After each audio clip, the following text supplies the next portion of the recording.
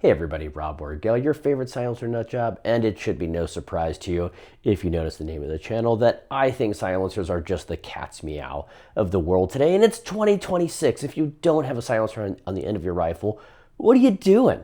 Let's make a quick example of why I think every AR-15 rifle should have a suppressor on the end, not just because I'm the guy who has 300 of them, but also because I have no interest in getting you to buy a silencer. I'm not a salesman. I don't work for a store. I don't get commission. I have no coupon codes. I'm quite simply here to tell you you're missing out on your shooting experience if you don't have a suppressor on the end of your rifle. Now, there are some reasons to say, I don't want a suppressor on the end of my gun, and I'll come to those reasons at the end of this video. But let's start with the major reasons why your AR-15s, your buddy, and you want a suppressor on the end of your rifle. Without wasting any time, guys, make sure you hit that like, comment, subscribe. It really does go a long way for the channel. It's a small community, but it's a growing community, and with any luck, you watch this video and decide you want to be a part of this community. So make sure you do that simple favor in return and hit that like, comment, subscribe. Super appreciate you. Let's get into it. Today's primary sponsor is Suppressor Tools. Now, this guy is not just a good person to do business with, and I always look for companies I enjoy working with, and I have to tell you, this is one of them. But also, he's come up with a bunch of great solutions to problems that we suppressor owners have, like all the different weird tools you have to have. He's found ways to combine a bunch of them. So shout out to Suppressor Tools. Feel free to check them out. Number one, the obvious: hearing. It's going to affect your hearing if you use your rifle unsuppressed. Now, if you're part of my generation, I'm 41 years old, which means a lot of us did not have hearing protection early on. In fact, even in my military career, a lot of the time we did not have hearing protection. And of course, in Iraq, in gunfights, we did not have hearing protection installed in our ears or our helmets. It was a little bit too early in the GWAT war for us to have those pelletors clipped into our helmets, like you see on some of my fancier gear today. So shooting unsuppressed rifles immediately causes hearing damage and hearing loss. So quite obviously, if you're on that deer hunt, no, it's just one shot, a suppressor will go a long way for you, your experience, and otherwise. Next is when you're on the range shooting all day doing a training session. Now, if you don't know this, I was a combat instructor in the Marine Corps. I was an instructor on private military contract, and now I'm an instructor full-time for a living. So I teach all day, every day. And I'm telling you, if you have a suppressor on your gun, not just the experience more fun, but you're more likely to go home without a throbbing headache, because the concussion of that rifle in front of you, say 200 to 500 rounds in a day of training, that causes a serious headache. And I recently did an experiment on a pigeon hunt where on average I was shooting 500 shells per day, and we were on average killing 300 to 500 pigeons per day. And at the end of that day, both of us would leave with massive headaches. And we decided maybe it's because we don't have suppressors on our shotguns. So while shotgun suppressors aren't really all that quiet, they sure did help with that concussion. So not just the sound, it's the concussion.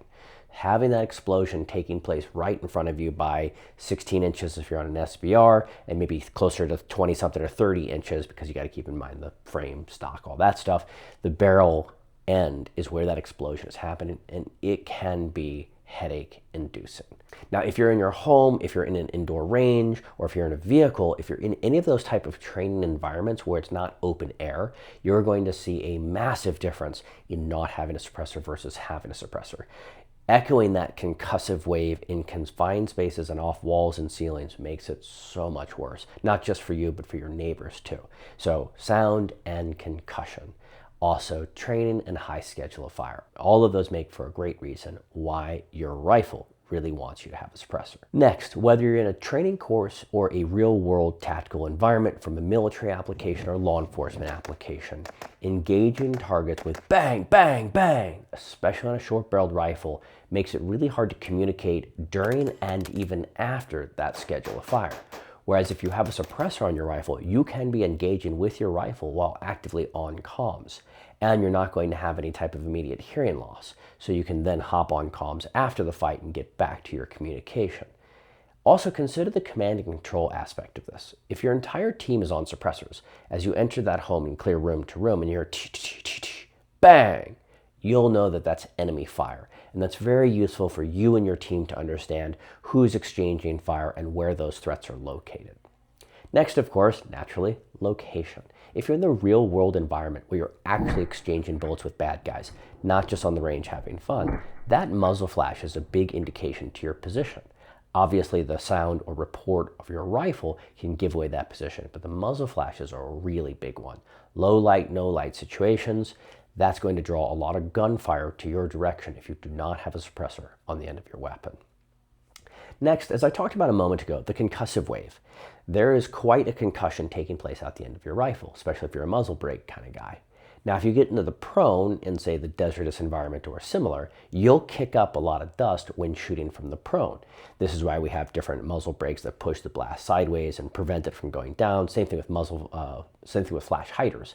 They're usually directing out to the sides and up, not down, so it doesn't kick up debris and give away more of your position and kick dust onto you. Suppressors do a much better job of that, containing the explosion to a much greater degree. At the end of a day of training overseas, very often I would call it my Zen garden, where a belt-fed machine gun had been placed here. You can see the ripples of Zen garden around it because the concussion over and over in that spot kicks up all that debris. They're breathing it in, I'm breathing it in. It's not good for us.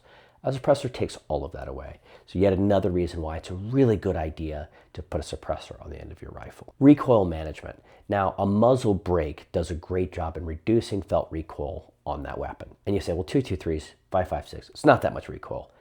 Any recoil is bad recoil. The more you can make that recoil go away, the better you and that rifle become. Think of it like a 22. Many of us have a 22 rifle or pistol, and we can hit a golf ball or whatever. And then you give that same person a 308. And now they're not quite as accurate as they were a moment ago. And that's because of recoil and perceived recoil. That can affect us even before the first shot is fired. So less recoil is better. And a suppressor with an appropriately tuned weapon will reduce your recoil, not just because you're adding weight to the end of that weapon, but also because you're taking that concussive wave out. So it substantially can reduce recoil, make for a softer shooting rifle, and create better follow-up shots or high schedule of fire situations. Keep that gun more on track. Target observation. In precision rifle courses that I teach, one of the things you'll hear me say in that course a lot is, after you fire, the most important thing for you to do is, and I'll pause, the correct answer is see your impact. Now, we all want to run our bolt or whatever. That's important too, but we need to see where the bullet went previously before we send another one. So seeing your impact is really very important as it pertains to any type of real-world application with a rifle. If you have a suppressor, reduce recoil, reduce dust, kick up, all of that helps you see your impact downrange. So this is yet again another force multiplier for why suppressors are good in precision rifles, carbines, special purpose rifles, etc. New shooters. When introducing a new shooter, for example, many people I train eventually build a confidence and trust with me. And then they might even have me train their wife, their daughter, their kids, whatever it is. And when they do, the first thing I'm going to put in front of them is not a 11-inch rifle with a huge muzzle brake on it, and maybe it's a 308 too, just to be mean. Instead, what I'm going to do is put a pistol caliber carbine, a 9mm gun in their hands with a suppressor on it. So it's got almost no recoil and almost no sound. They love it. Then I move them up to an AR-15 with a suppressor on it. And they go, oh, wow, it looked really scary, but it's actually no big deal. Because that sound is so abrasive, that can psychologically make someone not want to play with that gun or just intimidate them. So by adding a suppressor, that new shooter experience becomes a whole bunch better. And I know they're wearing hearing protection, but just them feeling it in their chest cavity and sinuses is enough for them to say, that's scary. And while firearms should be respected, they should not be feared. Putting a suppressor on that eases new shooters into the joys of shooting. Modern suppressors are far better than we remember. If you're looking at suppressors from 5 years ago, it's a dinosaur. Our suppressors now are so much lighter, lower back pressure, and more effective, and more durable, and more long-term than they've ever been before. So if you're hesitant because, oh, it's not going to last that long, oh, it's going to hurt my gun, oh, the back pressure, oh, it's not that quiet. That all used to be true. Now we have lightweight, low back pressure, great sounding suppressors. Now, I'll argue that if you're talking AR-15, they're not always going to be hearing safe, and in fact, in most cases, they're not hearing safe. But it's not about taking off the hearing protection. It's about the entire shooter's experience, to include reducing the sound, even with the hearing protection on. It just makes for a better experience. Now, as promised, I'm going to go ahead and give some excuses for the guys who say, here's why I'm not a suppressor person. And there are legitimate reasons to not be a suppressor person. Now, the first reason is going to be state laws. While in the United States, suppressors are legal, it is a state-by-state situation. So I live in Arizona, and Arizona, absolutely put a suppressor on everything you can. If you can hunt with it, you can suppress it. It's a great state to be in. Arguably one of the best. Texas is up there too, but if you can own suppressors in your state, definitely let's take that excuse away. If you can't, hey, time to move in my opinion, but it's your own priorities. This video is also brought to you by T&K Outdoors, not just a good dude, a veteran Marine like myself, but also offering soft goods and now killer suppressors. Next is going to be budget. If purchasing your rifle that costs $600 is a stretch for you, then adding a suppressor that month might also be a bit of a stretch. You might have to wait till the following month because some of these suppressors do get expensive. Some of these are north of the $1,000 point, some substantially more. There are plenty in the lower price point. Now, I'm going to caution you away from the super cheap stuff because while it seems like a great way to save money, the trade-off is not worth it. Take it from the guy who has 300, get a suppressor that's somewhere around the 8 or 9 range or north, and that's when you're going to get into low back pressure, quality sound, all that good stuff that we really look for in our suppressors. So if budget is keeping you from it, you might need to wait an extra month or two, or maybe you can't afford a suppressor. Totally get that. Next is going to be added length. So of course your suppressor is going to add length to your rifle's overall length. Now, there are some suppressors like the Stealth Additive Works Tisha, the Jaguar Fat Man, that only add 4 inches to your rifle. And if you use the right mount, you can even steal an inch of that back, essentially only adding 3 inches to the end of your gun. That is a great trade-off in my opinion. However, if you've got a particular heighty spot that your rifle needs to live in and it just won't fit that extra 3 inches, then it might be that the length restricts you from having a suppressor, or maybe you have to rebarrel, do a shorter upper, whatever it is. Overall length can definitely be a factor. Finally, back pressure. Suppressors do increase back pressure in 99% of the cases. I've got of 300, maybe 2 of them that don't increase back pressure, but everything else increases just a little bit of back pressure. What that means is it's increasing how fast your bolt moves, and it's throwing some gases rearward into the action. Now this can be felt by the weapon, this can be felt by the shooter, short time and long time. So on the range, your day might be shorter. Overall length of your rifle lifespan might shorten if you're running it hard with a high back pressure can.